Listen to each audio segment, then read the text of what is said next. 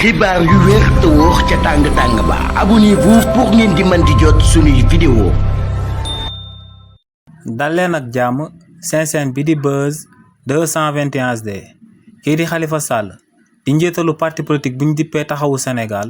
démb ci conférence de presse bi mu daan amal te mu daal di firndeel que ne dina daal di bokk ci dialogue national bi nga xam ne moom le président Bassirou Diomaye Diakhar Faye daal di oote ci réewu Sénégal. conférence de presse boobee daal dinay andi ay firnde jëmale ko si ginnaaw ba mu bàyyanteeg kii di Barthélémy Dias ñan ñoo des ak ñan ñoo dem ci parti boobee di taxawu Sénégal.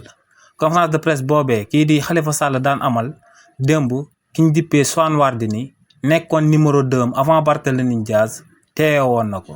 li ni mel nag lu muy tekki rek moom mooy que ne ginnaaw ba Barthélémy Dias génnee ci parti boobee di taxawu Sénégal kii di Soham Wardini daal dinay ñëw daal di récupérer place numéro 2 ginnaaw ba mu ko ñàkkee woon ci élection locale yi ñu daan amal ci réewu Sénégal en 2022. te li ni mel lu koy findee rek moom mooy que ne kii di Soham Wardini depuis 2022 ba tey kenn gisu ko mu daal di amal akub apparition publique moom ak Khalifa Sall ñu daal di ànd daal di toog daal di amal apparition boobee. donc